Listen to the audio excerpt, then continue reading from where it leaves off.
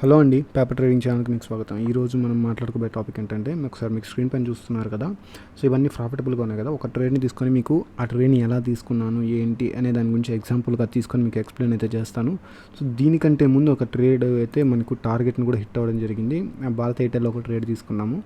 అది మనకు టార్గెట్ని అయితే హిట్ అయింది. సో ఇక్కడ ఈ లాస్ ఏంటి, ఈ లాస్ కూడా ఈరోజు వచ్చింది. సో ఈ లాస్ అనేది నా వ్యూ మనకు అగెనిస్ట్గా వెళ్తున్నప్పుడు కొంత క్వాంటిటీ డ్రాప్ చేశాను అనమాట. సో భారత్ ఎయిర్టెల్ అనేది నాకు వ్యూ ఉంది, బట్ ట్రేడ్ అనేది నాకు అగెనిస్ట్గా వెళ్తున్నప్పుడు నేను కొంత క్వాంటిటీని అయితే నేను డ్రాప్ చేయడం కారణంగా అక్కడ బుక్ చేసిన లాస్ కింద కన్సిడర్ చేయొచ్చు. ఆ తర్వాత నా వ్యూ సస్టైన్ అయ్యింది కాబట్టి టార్గెట్ అయితే హిట్ అయింది అనమాట. ఓకేనా. So right, okay. సో ఇప్పుడు ఈ ట్రేడ్స్ ఇలా సక్సెస్ఫుల్గా రన్ అవుతున్నాయి కదా, అన్నీ కూడా ప్రాఫిటబుల్గా ఎండ్ అవుతున్నాయి కదా. సో దీంట్లో ఒక ట్రేడ్ని అయితే మీకు నేను తీసుకునే ఎగ్జాంపుల్గా ఎక్స్ప్లెయిన్ చేసే ప్రయత్నం అయితే చేస్తాను. సో మనకు ఇప్పుడు ఇప్పుడు టార్గెట్ హిట్ అవ్వడానికి దగ్గరగా ఉన్న ట్రేడ్ వచ్చేసి మనకు State Bank of India. So ఈ State Bank of India trade అనేది మనకి ఇప్పుడు ఇంచుమించు నేను ఎంటర్ అయిన తర్వాత నాకు ఫేవర్గా 73% వచ్చింది, 0.73% వచ్చింది. ఒక ట్రేడర్ యొక్క కొలమానం అని చెప్పొచ్చు అనమాట దీన్ని. తను ఎంటర్ అయిన తర్వాత తనకు ఫేవర్గా ఎంత పర్సంటేజ్ మూవ్ అయ్యింది అనేది తన ఎక్స్పీరియన్స్ ఏంటనే దాన్ని డిసైడ్ చేస్తుంది అనమాట. సో ఇక్కడ నా ఎక్స్పీరియన్స్ ఇంత అని నేను చెప్పుకోవడానికి కాదు. సో ఇది ఒక కొలమానంగా చూడొచ్చు. మీరు ఎంటర్ అయిన తర్వాత ఒక ట్రేడ్ని మీరు ఎంత టైం హోల్డ్ చేయగలుగుతున్నారని చెప్పేది పర్సంటేజ్ అనమాట. సో ఇక్కడ నేను ఎస్బీఐలోకి ఎంటర్ అయిన తర్వాత ఆల్మోస్ట్ 0.78% వచ్చే వరకు కూడా నేను ఈ ట్రేడ్ని మేనేజ్ చేయగలిగాను అనమాట. ఓకేనా. సో ఈ ట్రేడ్కి సంబంధించి ఎంట్రీ పాయింట్ ఏంటి, స్టాప్ లాస్ ఎలా పెట్టాను, దానికి సంబంధించిన రిస్క్ మేనేజ్మెంట్ ఏంటి, అన్నీ కూడా నేను మీకు క్లియర్గా ఎక్స్ప్లెయిన్ చేస్తాను. సో పేపర్ ట్రేడే కదా అని మీరు లైట్ తీసుకుంటే నేనేం చేయలేను. పేపర్ ట్రేడ్ అయినా కాన్సెప్ట్ ఉంది ఈ వీడియోలో అని మీరు అనుకుంటే వీడియోని అయితే చూడండి. ఓకేనా. సో రైట్, ఇప్పుడు మనకు టార్గెట్ అయితే హిట్ అవ్వడం జరిగింది. సో ఎంత ప్రాఫిట్ వచ్చిందో ఒకసారి చూడొచ్చు. ఆల్మోస్ట్ మనకు $100 అనమాట. సో నేను ఇక్కడ రిస్క్ మేనేజ్మెంట్ని బేస్ చేసుకొని నేను టార్గెట్ని అయితే పెట్టడం జరిగిందనమాట. Okay right. సో దీనికి సంబంధించి ఇప్పుడు నేను ఈ స్ట్రాటజీ ఇది ఎండ్ అయింది కదా, ఈ యొక్క ట్రేడ్, దీనికి సంబంధించి నేను మాట్లాడతాను. సో నేను ఎంటర్ అయిన తర్వాత నేను ఎంటర్ అయిన పాయింట్ ఇదండి. నేను ఎంటర్ అయిన తర్వాత నాకు ఫేవర్గా 1% మూవ్ అయింది. స్టేట్ బ్యాంక్ ఆఫ్ ఇండియా నేను ఎంటర్ అయిన తర్వాత 1% మూవ్ అయితే నేను టార్గెట్ పెట్టాను. సో నేను ఎంట్రీ పాయింట్ నుంచి నా ఎగ్జిట్ పాయింట్ 1% అనమాట. నాకు ఫేవర్గా 1% వచ్చింది. రైట్, అది గుర్తుపెట్టుకోండి. నా స్టాప్ లాస్ అనేది కూడా 1% ఉంది. 1:1 రిస్క్ రివార్డ్ రేషియో ఉండే ట్రేడ్ అని చెప్పుకోవచ్చు ఇది. Okay right.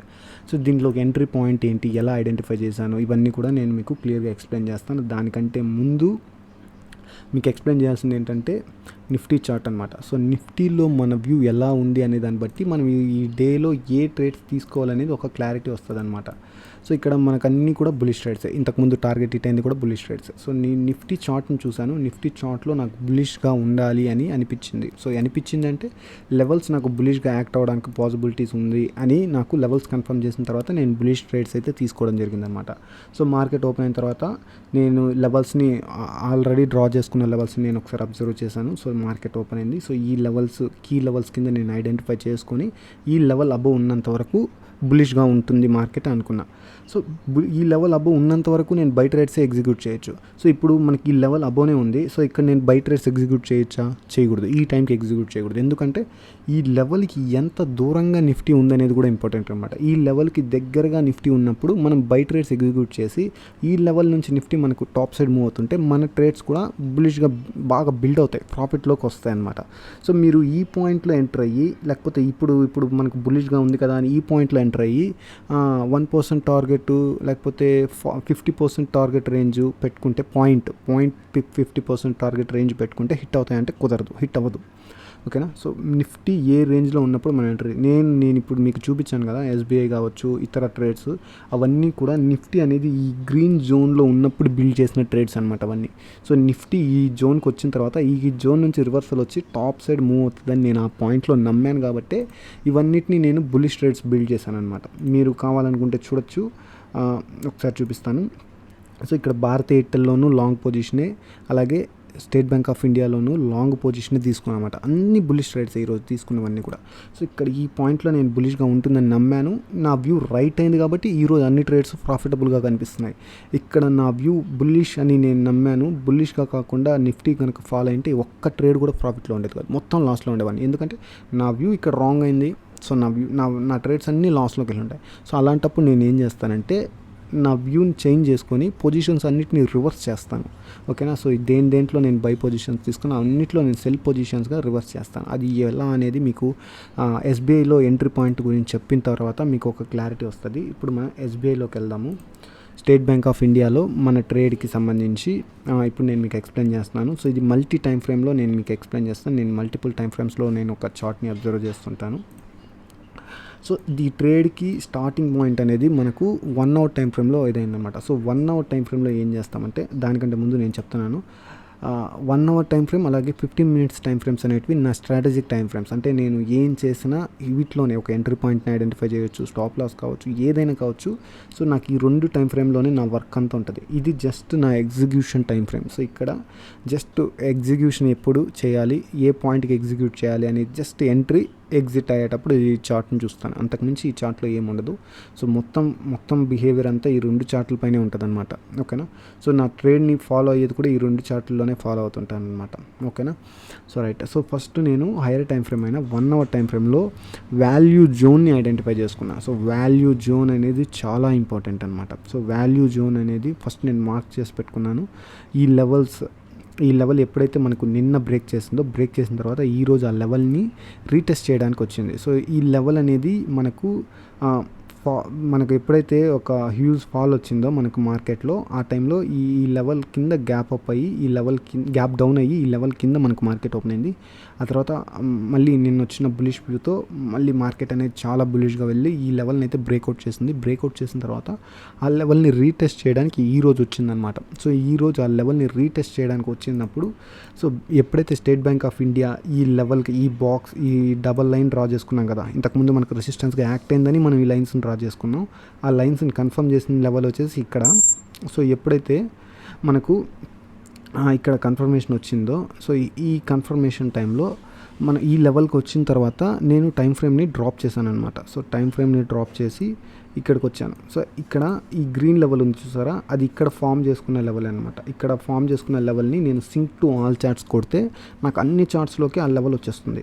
సో ఇక్కడ నేను ఏం చేశాను, చార్ట్ని జూమ్ అవుట్ చేసి చూశాను. బాగా జూమ్ అవుట్ చేసి, అంటే ఎక్కువ రోజుల క్రితం లెవెల్స్ని కూడా అబ్జర్వ్ చేస్తూ జూమ్ అవుట్ చేశాను. ఆ జూమ్ అవుట్ చేసి ఒక లెవెల్ని ఐడెంటిఫై చేసి ఆ లెవెల్ని అన్ని చార్ట్స్కి సింక్ చేశాను. అలా అన్ని చార్ట్స్కి సింక్ చేసిన తర్వాత నేను మళ్ళీ పర్టికులర్గా ఇక్కడ మళ్ళీ అంత జూమ్ అవుట్ చేసి చూడాల్సిన పని లేదు. నా ఫోకస్ అంతా కూడా ఆ లెవెల్ దగ్గర క్యాండిల్ స్టిక్స్ ఎలా ఫామ్ అవుతున్నాయి అనే దానిపైన ఉంటుంది, అంతే, ఇంకేం ఉండదు. ఆ లెవెల్ వల్ల నాకు క్యాండిల్ స్టిక్స్ ఎలా ఫామ్ అవుతున్నాయి, మీకు జనరల్ క్యాండిల్ స్టిక్స్ ఐడియా ఉంటే జనరల్ క్యాండిల్ స్టిక్స్లో చూడండి, లేదా హైకనాషి క్యాండిల్ స్టిక్స్ ఐడియా ఉంటే హైకనాషి క్యాండిల్ స్టిక్స్లో చూడండి. మీకు ఈజీ ఎగ్జాంపుల్ కోసం హైకనాషి చెప్తాను. నేను ఎక్కువ యూస్ చేసేది హైకనాషియే. నేను జనరల్ క్యాండిల్ స్టిక్స్ యూస్ చేయగలను, హైకనాషి యూస్ చేయగలను. నాకు హైకనాషిలో ఒక డోజీ ఫామ్ అవుతుందంటే జనరల్ క్యాండిల్ స్టిక్స్లో ఇది ఫామ్ అవ్వడానికి పాసిబిలిటీ ఉందని నేను చెప్పగలను. అలాగే జనరల్ క్యాండిల్ స్టిక్స్లో ఈ క్యాండిల్ స్టిక్స్ ఫామ్ అవుతున్నాయంటే నాకు హైకనాషిలో ఏ క్యాండిల్ స్టిక్ ఫామ్ అవుతుందో అని చెప్పగలిగే అంత నాలెడ్జ్ అయితే ఉందండి. అంటే ఆ గ్రిప్ అయితే ఉంది నాకు క్యాండిల్ స్టిక్స్ మీద. సో మీకు కనుక లేకపోతే క్యాండిల్ స్టిక్స్ని అయితే నేర్చుకోవడానికి ప్రయత్నించండి.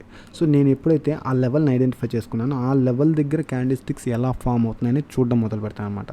సో ఇక్కడ మనకు ఆల్మోస్ట్ స్పిన్నింగ్ బార్ అని చెప్పొచ్చు, లేకపోతే డోజీ అని చెప్పొచ్చు, ఏదో ఒకటి మనకి ఇక్కడ బుల్లిష్ ప్యాటర్న్ అయితే ఒకటి ఫామ్ అయింది, మీరు చూడొచ్చు. ఆ లెవెల్కి దగ్గరగా మనకు బులిష్ ప్యాటర్న్, ఇక్కడ మనకు ఈ 3 క్యాండిల్స్ బులిష్ ప్యాటర్న్ ఫామ్ అయింది. మీకు అంత అంత చేయడం మీకు ఐడియా లేదనుకుంటే సింపుల్గా హైకనాషికి వచ్చేయండి. హైకనాషికి వస్తే సో మీకు హైకనాషిలో కొంత లేట్ అయినా సరే మీకు కన్ఫర్మేషన్ ఇక్కడ వచ్చింది. సో డోజీ ఫామ్ అయితే మనకి ఇక్కడ ట్రెండ్ రివర్స్ అవుతున్నట్లు ఒక ఇండికేషన్ అనమాట. సో డోజీ ఫామ్ అయింది. ఆ తర్వాత గ్రీన్ క్యాండిల్ స్టిక్ తీసుకోవాలి మీరు కన్ఫర్మేషన్ కోసం. సో ఎప్పుడైతే మీకు ఆ గ్రీన్ క్యాండిల్ స్టిక్ ఫామ్ అయిందో మీరు ఈ పాయింట్లో ఎంటర్ అవుతారు. సో జనరల్ క్యాండిల్ స్టిక్స్లో అయితే మీరు ఈ పాయింట్లోనే ఎంటర్ అవ్వచ్చు. మీకు ఈ మౌస్ కర్సర్ చూపిస్తాను. సో ఈ పాయింట్లో మీరు ఎంట్రీ నేను తీసుకున్నాను. మీరు హైకనాషిని ఫాలో అయితే ఈ క్యాండిల్ స్టిక్లో మీరు ఎంట్రీ తీసుకుంటారు. సో నాకు 2 క్యాండిల్ స్టిక్స్ మీద గ్రిప్ ఉండడం కారణంగా నేను జనరల్ క్యాండిల్ స్టిక్స్ ఎంట్రీనే నేను ముందు తీసేసుకున్నాను అనమాట. ఓకేనా. సో తీసుకున్న తర్వాత మీకు ఈ లెవెల్ దగ్గర మనకు రిజెక్షన్ కనిపిస్తుంది అంటే ఖచ్చితంగా అది వాల్యూ ఉంది ఆ రిజెక్షన్లో, అక్కడ నుంచి ఖచ్చితంగా ట్రెండ్ అయితే చేంజ్ అవబోతుంది అని మనం ఐడెంటిఫై చేయొచ్చు. సో ఇక్కడ ట్రెండ్ ఏంటి, డౌన్ ట్రెండ్. ఈ క్యాండిల్ స్టిక్స్ వరకు మాత్రమే ఆలోచించండి.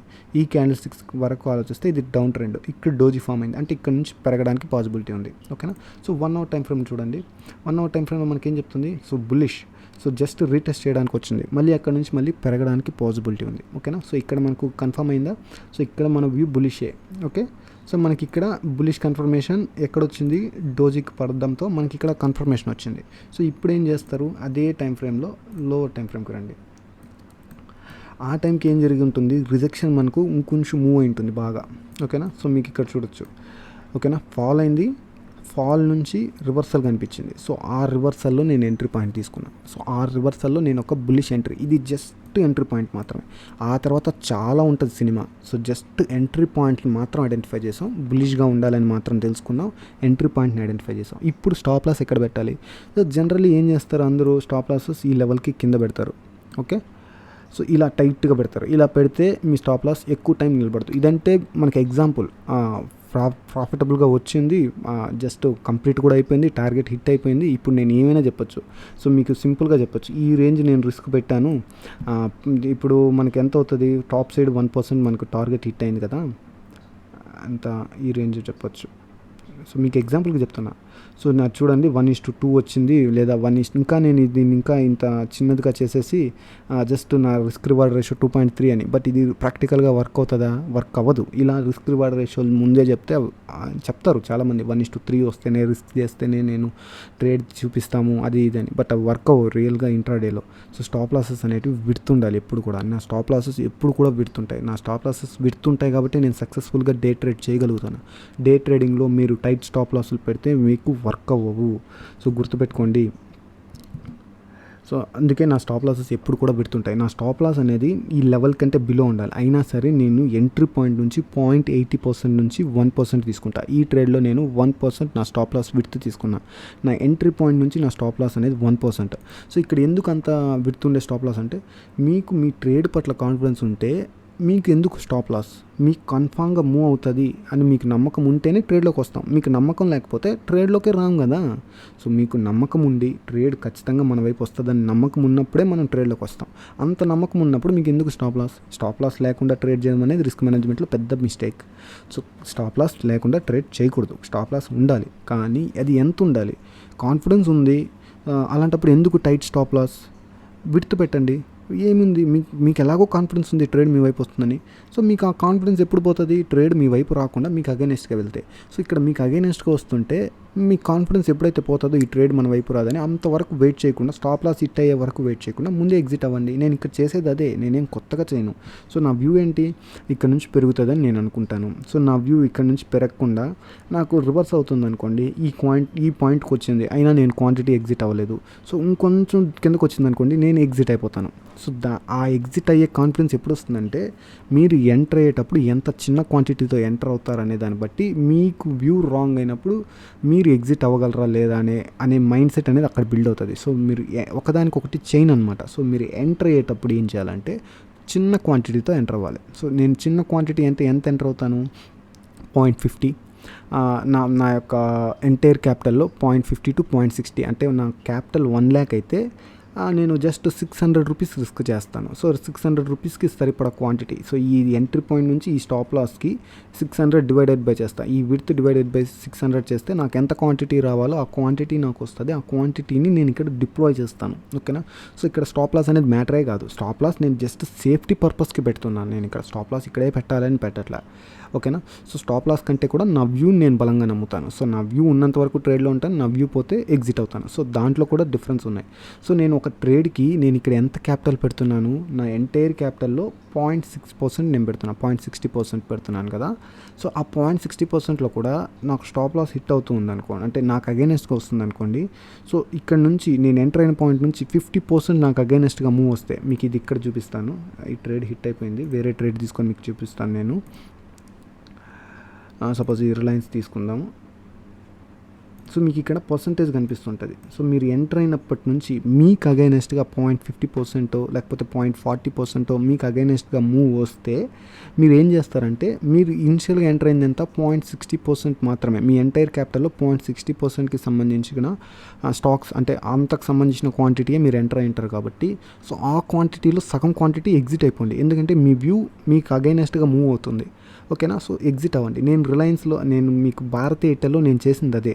సో ఫస్ట్ నా ట్రేడ్ నాకు అగైనెస్ట్గా వెళ్తుంటే నేను ఎగ్జిట్ అయిన క్వాంటిటీ చిన్న క్వాంటిటీ. నాకు అక్కడ ఎంటైర్ ట్రేడ్ నాకు స్టాప్ లాస్ హిట్ అయినా నాకు పోయేది ఏమి ఉండదు. సో చిన్న క్వాంటిటీతో ఎగ్జిట్ అయ్యాను.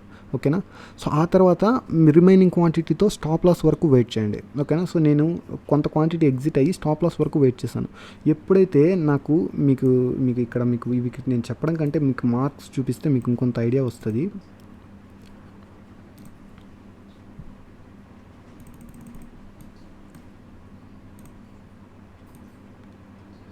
చూడండి ఈ మార్క్ చూడండి, ఇక్కడ మీకు గ్రీన్ మార్క్ ఐడెంటిఫై అవుతుంది.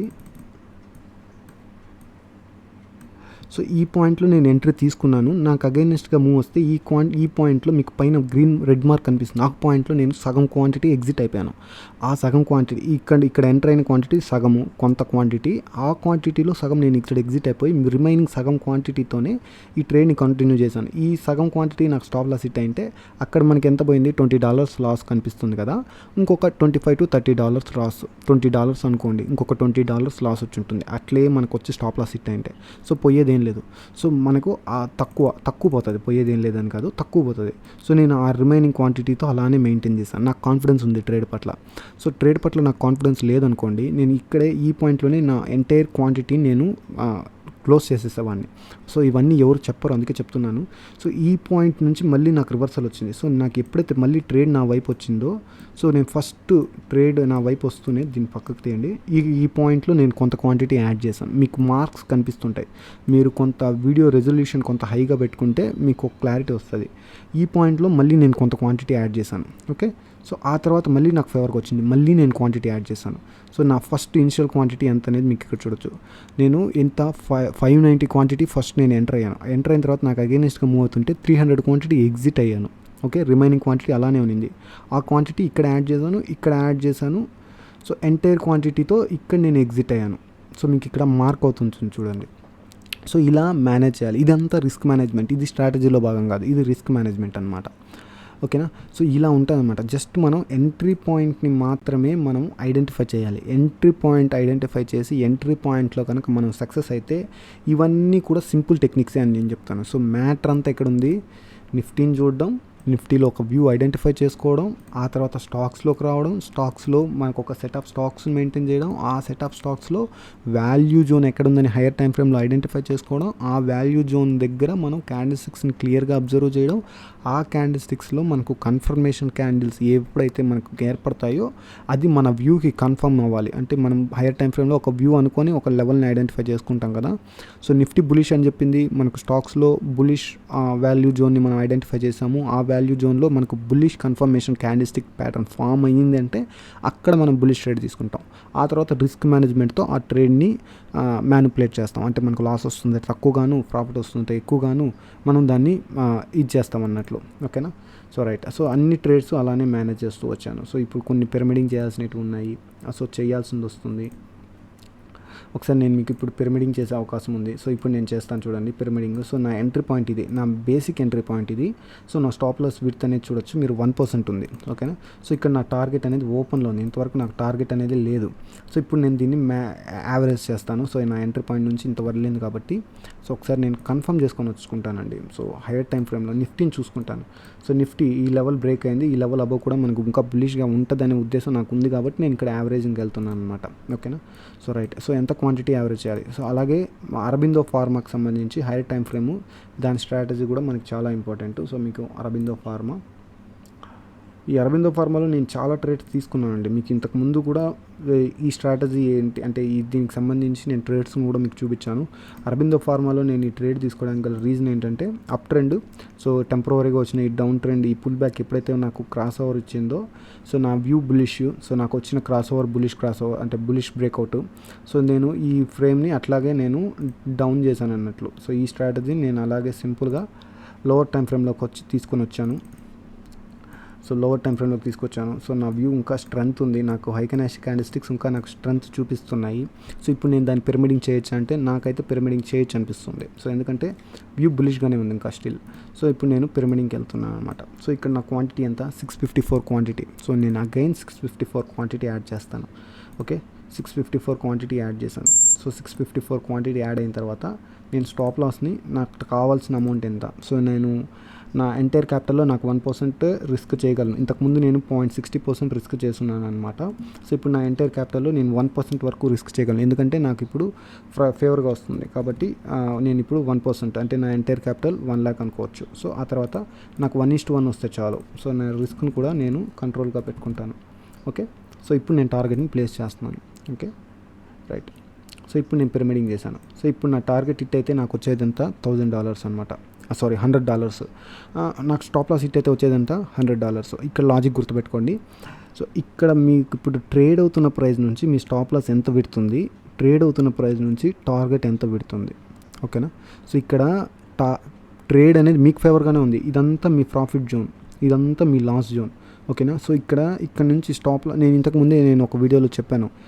సో మార్కెట్లో ఏది ఫస్ట్ హిట్ అవ్వడానికి పాసిబిలిటీ ఉంది, లాస్ట్ ట్రేడెడ్ ప్రైస్ నుంచి దగ్గరగా టార్గెట్ ఉంటే టార్గెట్ ఫస్ట్ హిట్ అవుతుంది, స్టాప్ లాస్ ఉంటే స్టాప్ లాస్ ఫస్ట్ హిట్ అవుతుంది. ఈ పాయింట్లో చూస్తే మనకు టార్గెట్ దగ్గర ఉందా, స్టాప్ లాస్ దగ్గర ఉందా, టార్గెట్ దగ్గర ఉంది. సో ఇక్కడ నుంచి టార్గెట్ హిట్ అవ్వడానికి పాసిబిలిటీ ఉంది. ఓకేనా. సో దగ్గరగా ఉండేది టార్గెటే కాబట్టి మోస్ట్లీ టార్గెట్ హిట్ అవ్వడానికి ఎక్కువ ఛాన్సెస్, తక్కువ ఛాన్సెస్ స్టాప్ లాస్ హిట్ అవ్వడానికి ఉంది.